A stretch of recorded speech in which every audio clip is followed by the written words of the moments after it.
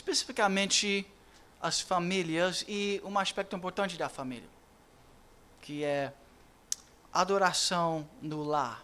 Como nossos lares, nossas famílias devem cultuar a Deus. É claro que eu vou tentar encorajar isso para vocês, aqueles que estão fazendo, eu vou tentar te encorajar. Aqueles que não fazem, eu vou tentar te convencer através da palavra de Deus que isso é uma prática muito importante para a sua família. Então eu quero basicamente ir para a palavra de Deus e ver o que a palavra de Deus tem a ver, o que ele fala sobre esta prática. Agora, por que o culto doméstico, o culto no lar é uma maneira importante de lutar contra todas essas coisas que estão acontecendo ao nosso redor? Porque isso talvez é pelo menos uma maneira que nós podemos ir à luta, a guerra santa, contra o mundo, o diabo, né, e até a própria carne. Lembra que, em alguns meses passados, nós ouvimos que a palavra de Deus tem a dizer sobre adoração? A importância de adoração na vida de um ser humano. Por exemplo, lembra Salmo 115 que diz assim, se vocês querem só ouvir, pode pelo menos ouça a palavra de Deus. Isso é repetido muitas vezes na palavra de Deus. Ouve, ó Israel, a palavra do Senhor. Prata e ouro são os ídolos deles, lembra?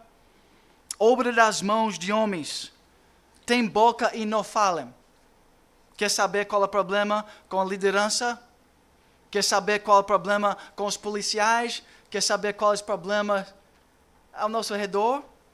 Tem olhos e não veem.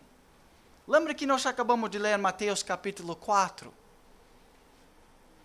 Que os olhos vão ser abertos e o povo vai conseguir enxergar.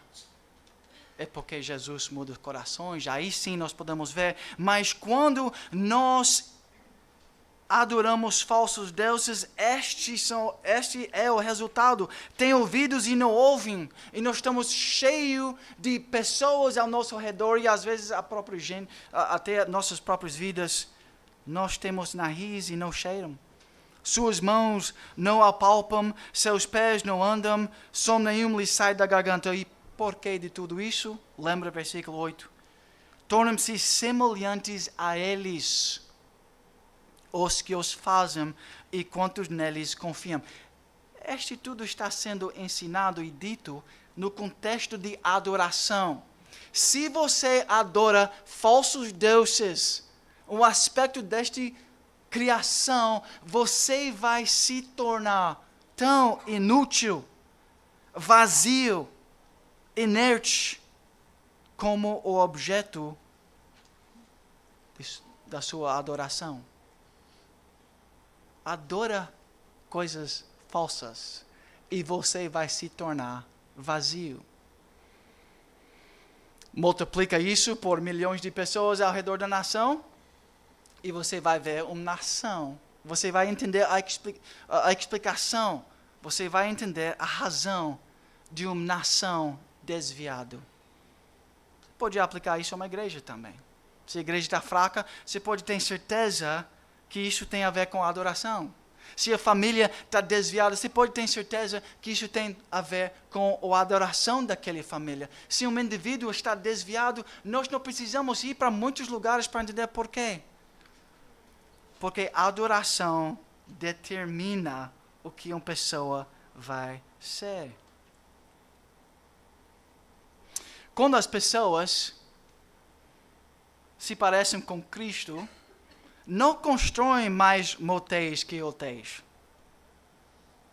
As pessoas que se parecem com Cristo não são corruptas em sua liderança ou nos negócios. Quando os líderes se parecem com Cristo, há uma santa gestão de todas as coisas. Claro que isso não vai ser perfeito neste mundo nunca. Mas tem que ser nosso objetivo, santidade. se tornar mais parecido com Cristo. Quando Jesus deu à igreja a grande comissão, em Mateus capítulo 28, ele também nos deu um grande veículo para o discipulado, que é a família. Ele fala que igreja fazer discípulos de todas as nações, ensinando-os a guardar todas as coisas. Então, ele deu esse mandamento à igreja. A igreja tem que fazer isso. Mas ele também deu a gente, na palavra dele, uma instituição que pode ajudar a igreja a fazer isso. Ensinar e guardar todas as coisas. E esta instituição é chamada a família. A adoração em família é um dos melhores meios para discipulado, não é verdade? Santificação e mudança, porque as famílias estão juntas todos os dias. Se a adoração é o aspecto mais importante, mais central de um ser humano, então, e a família é o lugar onde nós podemos adorar esse Deus todos os dias, nós podemos deduzir que a família é muito especial no plano de Deus para alcançar corações mais puros e mais santidade. Adoração, mais uma vez, lembra, é o que muda um ser humano, um casamento. Adoração é que muda uma família. Adoração é que muda uma igreja, que muda uma nação.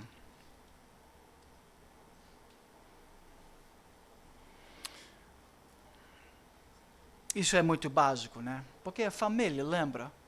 A família é a base de treinamento para um indivíduo. Nós vamos ver isso em Deuteronômio capítulo 6. Já. A família, então, é um transmissor-chave da verdade. A igreja também é. Certamente, a igreja ela é o baluarte da verdade. É a igreja que tem que ensinar famílias a fazer esse trabalho. Mas a família também tem que trabalhar. A família também tem esse dever. A família é um transmissor-chave da verdade. A família é a base do crescimento econômico e cultural. A família é a fundação da igreja. Essa igreja é cheia de famílias. Se as igrejas são boas, fortes, santos, a igreja vai ser santo. Entra indivíduos na igreja e eles estão conectados com outras famílias, eles vão ver uma demonstração de famílias santos, e com a graça de Deus eles vão crescer, e um dia talvez eles vão fazer uma própria família, e aquela família também vai ser uma bênção para a igreja. A família também é a fundação do Estado. Então a família é muito central no plano de Deus para a humanidade. Só precisamos ir para Gênesis, os primeiros capítulos de Gênesis, da palavra de Deus, para ver isso. Agora, é verdade, como alguém tem escrito, você não vai ver a expressão culto familiar na palavra de Deus. Você não vai encontrar esta expressão usada.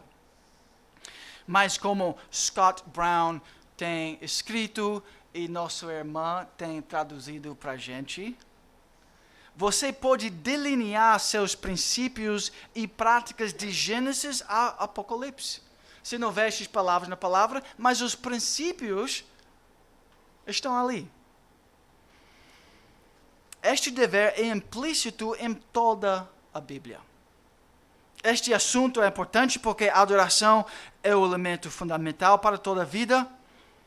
E ele conclui, o culto a Deus constitui a única esperança para a restauração de indivíduos, famílias, igrejas e, finalmente, nações.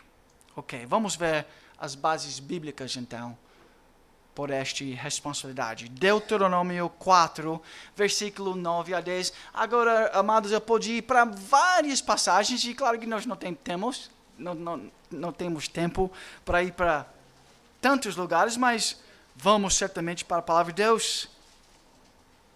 Deuteronômio capítulo 4, versículos 9 e 10. Tão somente guarda-te a ti mesmo, e guarda bem a tua alma, Nós nunca podemos esquecer isso. Cada indivíduo tem esse dever. Guarda bem a tua alma. A igreja, o povo de Deus, devem ser os espertos da alma humana. Nós devemos ser os líderes, aqueles que sabem mexer. Nós sabemos como um ser humano funciona. Funciona através do coração, o coração funciona através da adoração, e o coração controla tudo.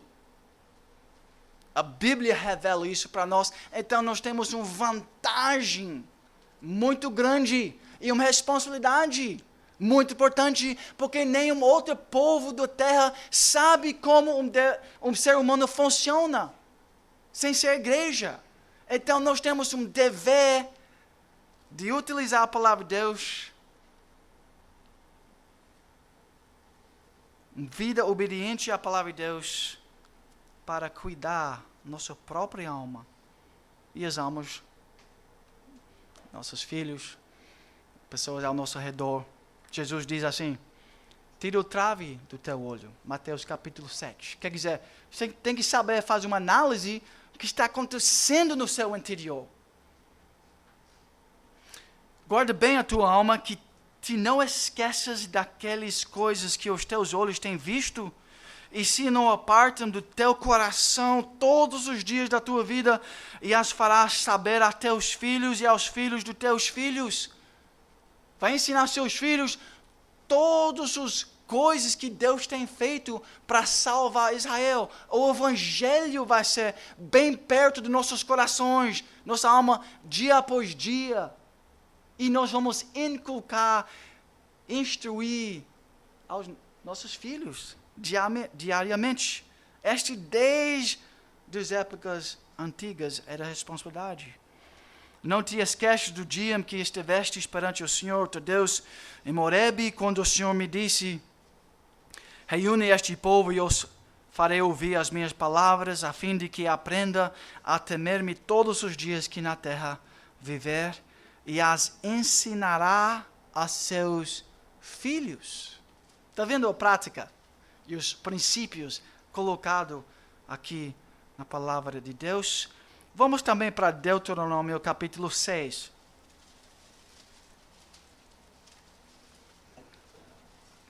As palavras que todo filho judaico decorava. Repetia estas palavras diariamente. Era bem perto do coração deles.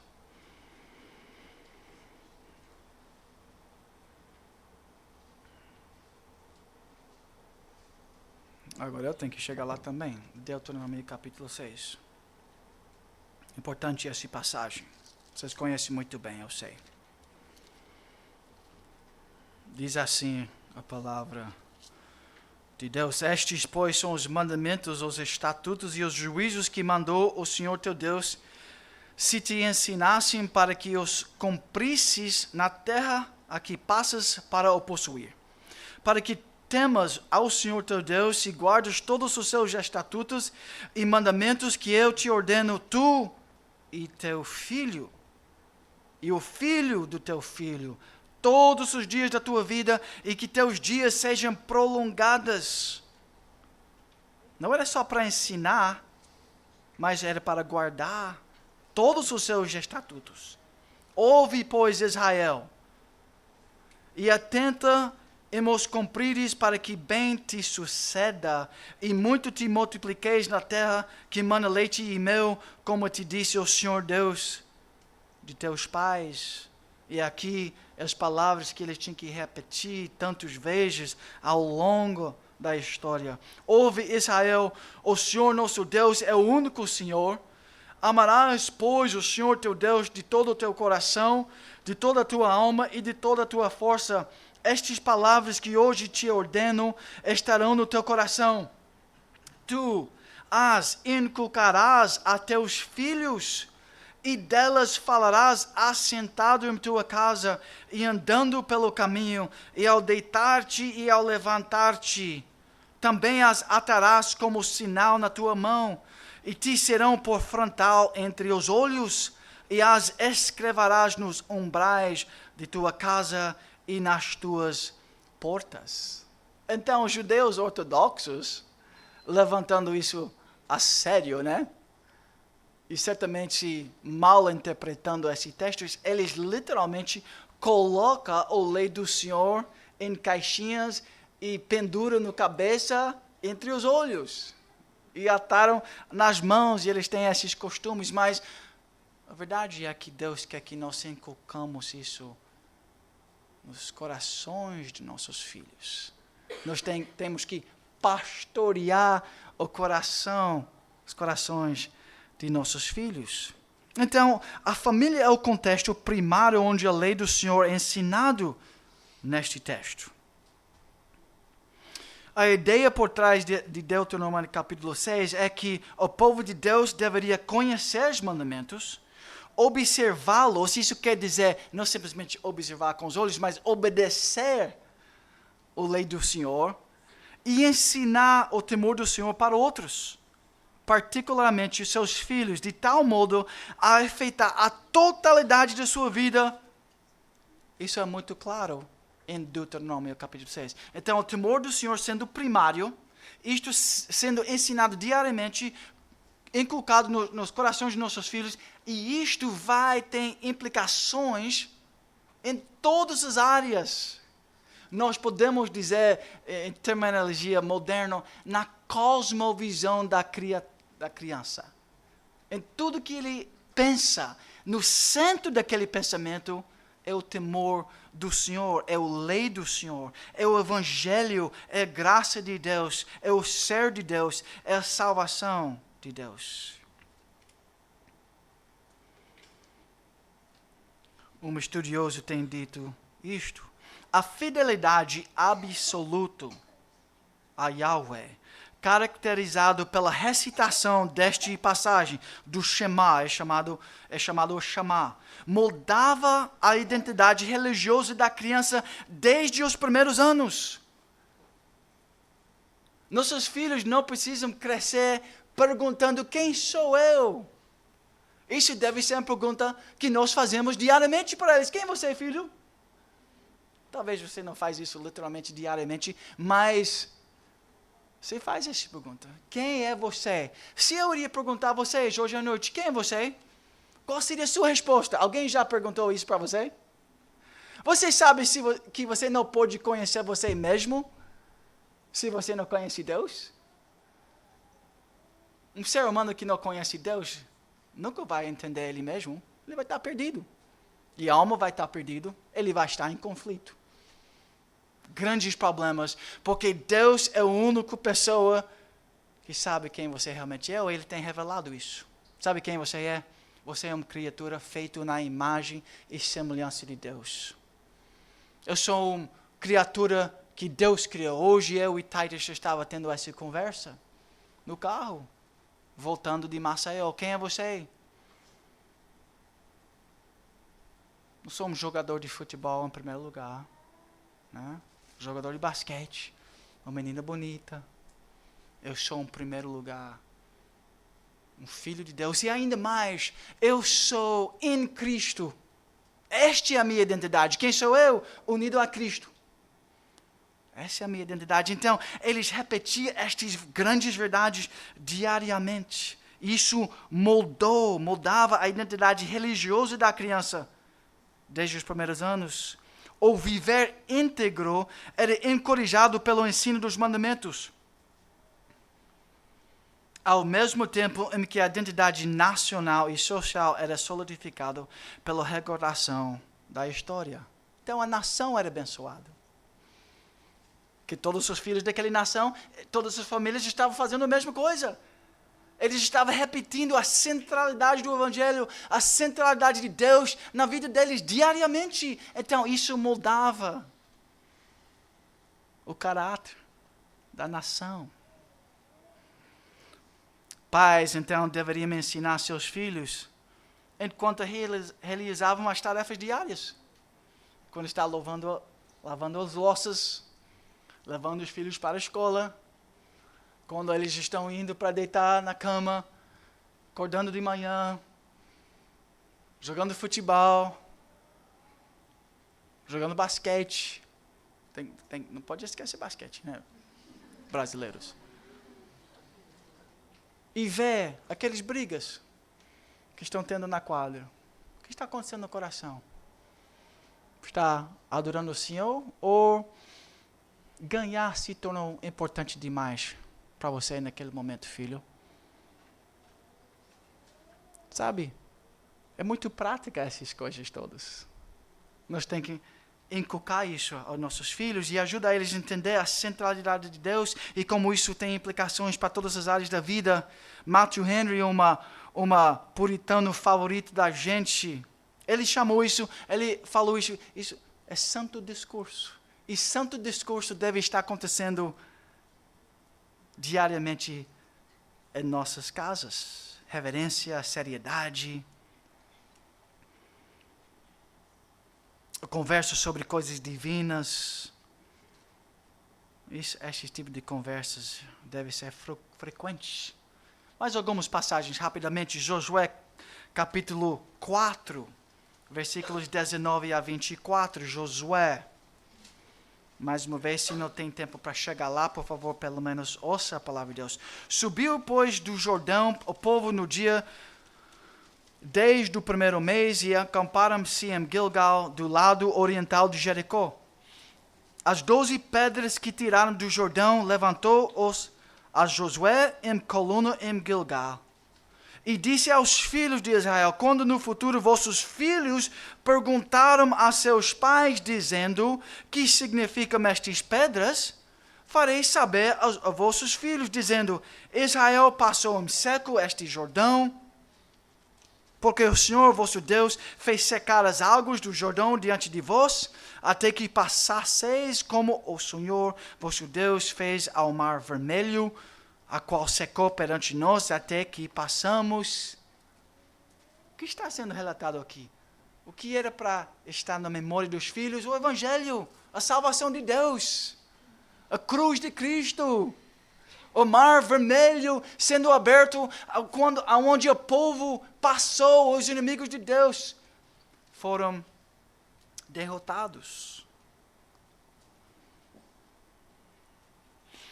Ensinai aos vossos filhos, falando delas assentados em vossa casa, e andando pelo caminho, e deitando-vos, e levantando-vos. É tantos lugares.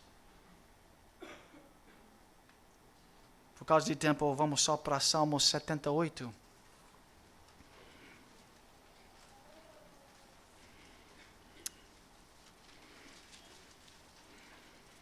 Começar no versículo 3. O que ouvimos e aprendemos, o que nos contaram nossos pais, não o encobriremos a seus filhos, contaremos à vindoura geração os louvores do Senhor e o seu poder e as maravilhas que fez. Ele estabeleceu um testemunho em Jacó e instituiu uma lei em Israel e ordenou a nossos pais que os transmitissem a seus filhos as leis do Senhor, a fim de que a nova geração os conhecesse, filhos que ainda hão de nascer, se levantassem e por sua vez os referissem aos seus descendentes, para que pusessem em Deus a sua confiança e não se esquecem dos feitos de Deus, mas lhe observassem os mandamentos, e que não fossem como seus pais, geração obstinada e rebelde, geração de coração inconstante e cujo espírito não foi fiel a Deus. Agora, será que o Novo Testamento muda todo esse cenário? Isso é simplesmente uma prática do povo de Israel, que é diferente então da igreja, então a igreja não deve ensinar e não deve ter este ênfase. Jesus falou para nós, em Mateus 28, nós já lemos isso, que nós devemos fazer discípulos. Jesus fez discípulos. Ele delegou trabalho para eles, ele ensinou os discípulos, ele deu tarefas e os comissionou. Ele passou tempo com os discípulos e ele lhes serviu de exemplo. Ele orou por eles. Ele os encorajou. Ele os repreendeu. Ele aconselhou. Esse é discipulado, né?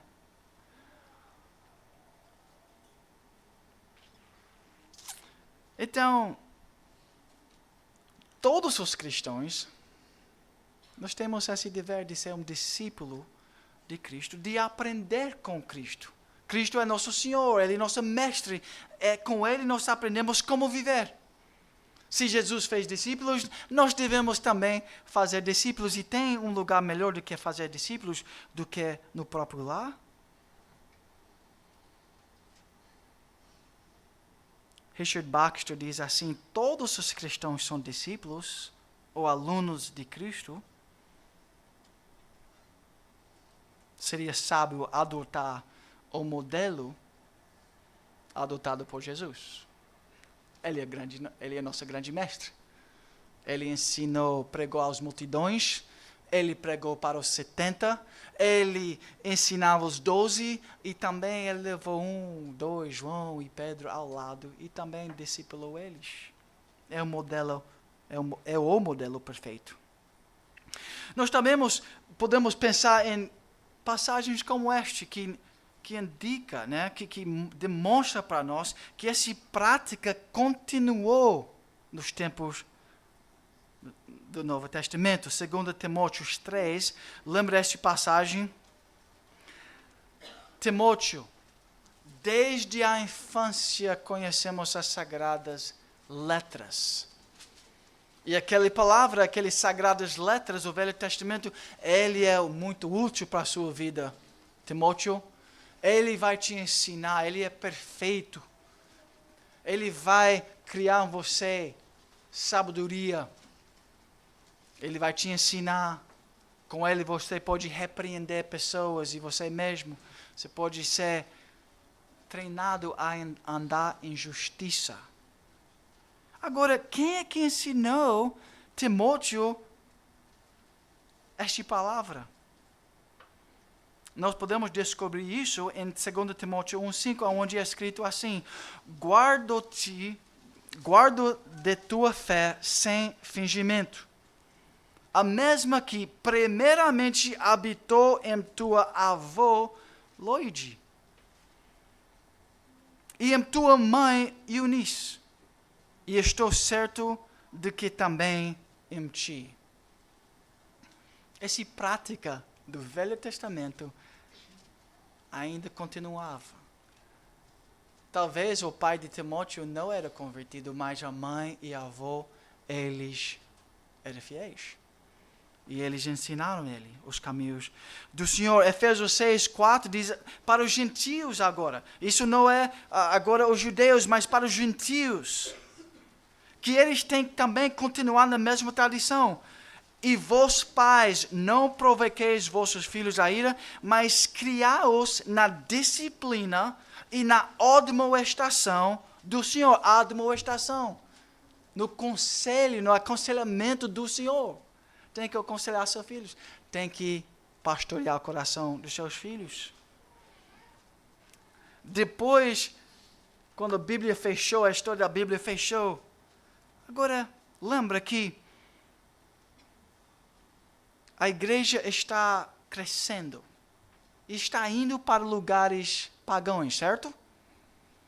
Em Império Greco-Romano, naquelas épocas, não tinha Bíblia na mão do povo. Naquelas épocas, era um povo pagão que estava sendo convertido. Eles não tinham muito conhecimento. Então, realmente, na história, nós podemos ver que a igreja era o lugar onde os ensinamentos eram guardados. Os pais e mães não tinham este tal conhecimento. Certamente eles aprenderam, domingo após domingo. Mas era na época da Reforma, quando Lutero enfatizou a centralidade do ensino doméstico, e ele começou a criar catequismos, e ele colocou a Bíblia na língua do povo pela primeira vez, em centenas e centenas de anos. Então nós podemos ver que na história também nós perdemos essa prática, tinha que recuperar isso na Reforma. Nós temos pessoas como Baxter que ensinava isso com excelência. Ele visitava as famílias e ele queria ver se ele estava tendo culto doméstico nos lares. E se um pai não sabia cuidar da própria família, claro que ele não podia se tornar um líder, mas era possível que ele iria ser disciplinado por esta irresponsabilidade. Agora, os pioneiros que foram para os Estados Unidos para fugir da perseguição religiosa, eles levaram esta prática para os Estados Unidos. Nas colônias, ainda no século XVII, isso era uma prática comum. E a nossa realidade? Lembra que o Evangelho chegou aqui em 80, 90? Essa prática tem sido enraizado em nossa cultura ou não? Certamente, se nós analisamos a história do Brasil, você vai ver que isso não é uma prática muito comum na história do Brasil, de jeito nenhum. Aí talvez nós vamos ver grande parte do problema. Porque nós temos visto que é uma prática bíblica. Tem uma tradição, isso é ensinado na palavra de Deus, é uma admoestação do Espírito Santo através da palavra de Deus para nós. Nós podemos e devemos ser lembrados daquelas grandes doutrinas da nossa fé também. Eu estou lembrando neste momento a união com Cristo. Cristo é nosso profeta, Ele é nosso sacerdote e Ele é nosso rei para cada indivíduo. Agora, nós estamos unidos a Cristo. Nós temos união com Ele. Então, nós tornamos o quê? Profetas, sacerdotes e reis. O sacerdócio universal de todos os santos. Se nós trazemos esta doutrina, esta verdade para casa, uma implicação disto é que o líder do lar, ele vai ter que ser o profeta, sacerdote e rei do lar. Isso tem implicações também para esta prática do culto doméstico.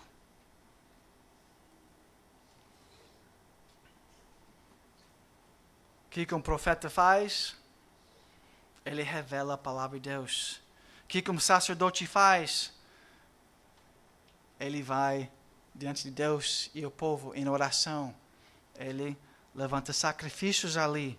É claro que hoje, por causa de Cristo, Cristo era o sumo sacerdote, então nós temos que diariamente fazer um sacrifício. Subir ali no altar e entregar nossas vidas totalmente a Deus. Esse é o dever de todo ser humano, especialmente da igreja. Nós temos que exercer estas funções de profeta, sacerdote e rei no lar. Eu já falei sobre isso, então nós estamos crescendo em cima das outras doutrinas que eu não vou levar tempo para explicar tudo aquilo de novo. Eu espero que vocês lembrem. Se vocês querem falar mais sobre isso depois, pode me procurar. Agora, é importante que nós lembramos isso, especialmente os pais. Certamente você já falhou nisso, em grande medida. Talvez você nem sabia desta responsabilidade. E certamente você não tem praticado esta responsabilidade. Ou se você tem praticado, certamente você faz isso, às vezes, com negligência. A explicação por causa dessa negligência é porque nós também somos filhos da primeiro Adão, não é verdade? O primeiro Adão, falhou em ser um fiel profeta, sacerdote e rei. Ele não cuidou das coisas dele, ele não protegeu o jardim, ele não protegeu Eva. Ele não morreu para a esposa quando Satanás entrou para tentar Eva. Como nós vimos hoje na leitura de Mateus capítulo 4, exatamente o que Jesus fez. Então, nós falhamos, mas por causa de Cristo, nós somos perdoados.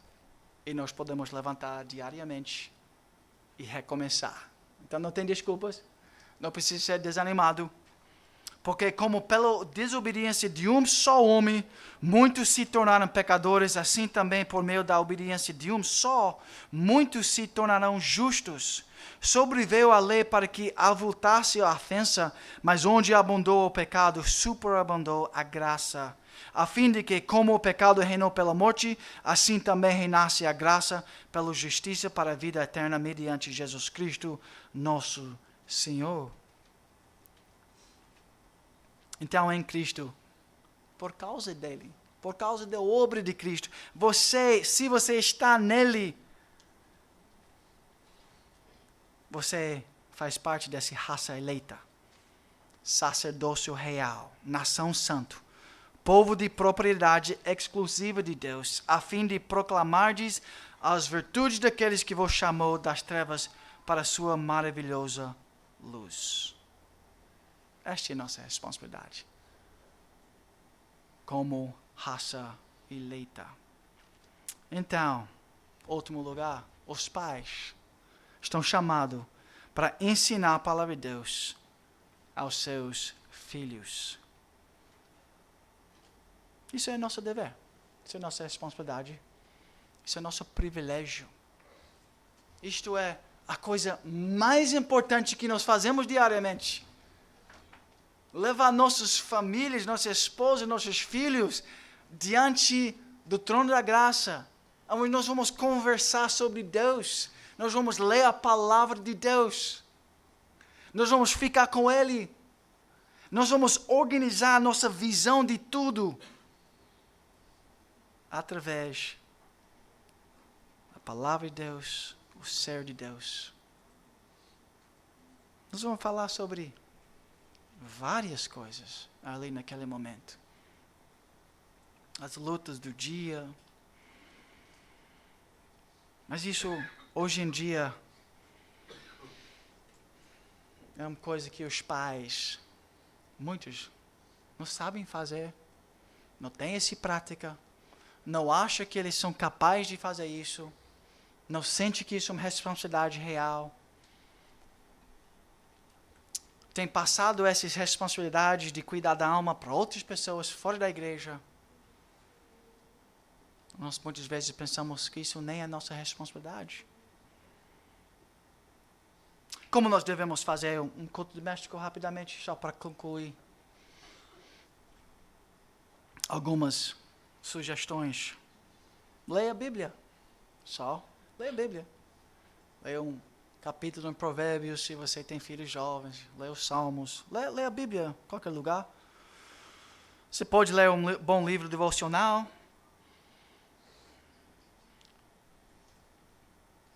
Pode decorar o catequismo.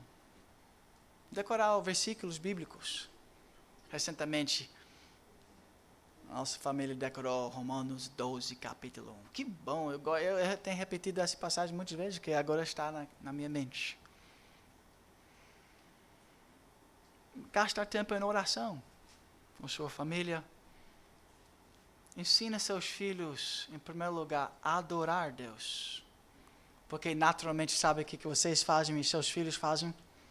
Eles vão adorar, eles vão orar assim: Senhor, me dá um bom dia na escola, me ajuda, tem felicidade e me dá comida e abençoa papai e mamãe.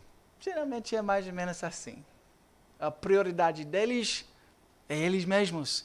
Então, ensina eles, em primeiro lugar, a adorar a Deus. Deus é santo, Pai Todo-Poderoso. E inculcar isso, a grandeza de Deus nos corações dos filhos, todos os dias em oração. Depois da grandeza de Deus é observado confessar os pecados. Nós não somos santos como nosso Deus, filhos. Então, um momento de confissão. Depois de confissão, nós sabemos que em Cristo nós somos perdoados e nós podemos agora agradecer a Deus por todas as suas bênçãos, o Evangelho, saúde, comida, família e tantas coisas. E finalmente nós podemos pedir a Deus as nossas necessidades, porque Ele é nosso Pai Celestial, Ele quer ouvir nossos corações. Fazemos culto doméstico, seja regular nesta prática. Tenta fazer isso diariamente, se é possível. Seja regular. E até pratica isso, assim, na juventude, antes de ser casado. Devoções, né, pessoais com Deus também seria uma prática para inculcar nos corações de nossos filhos. Isso é muito importante, não é verdade, irmãos? Lembra que nós falamos sobre aqueles problemas no começo do sermão? O Brasil está cheio de problemas, o que nós vamos fazer? Desistir? Pelo menos uma coisa que nós devemos fazer, uma coisa que é bem claro na palavra de Deus, que todo o povo de Deus pode fazer, devem fazer, é cultuar o Senhor todos os dias, ali aonde nós moramos. Se você não tem uma família, adota uma família, fica perto de uma família que tem o temor do Senhor e faz parte deste aspecto importante. Vamos fechar em oração. Senhor nosso Deus e Pai, nós chegamos diante de Ti, grato por Tua palavra que nos instrui, grato por Tua palavra que mostra para nós o caminho da santidade no meio do mundo perverso, do mundo em trevas, um mundo que não ama o Senhor. Nós podemos Te servir todos os dias ali em nossos lares. Então abençoa, Senhor, Teu povo. Faça que isso pode se tornar uma prática que nós amamos, uma prática que nós fazemos, e uma prática que abençoa Tua igreja, uma prática que exalta o nome do Senhor em nossos corações, para que nossos filhos possam crescer no temor do Senhor, no conhecimento do Senhor, no amor do Senhor, para que eles possam observar Tua lei e viver uma vida santa diante de Ti. Ajuda todos nós, o nosso desejo de fazer isso para a Tua glória, por tudo que o Senhor fez por nós no Evangelho. Em nome de Jesus que nós oramos. Amém.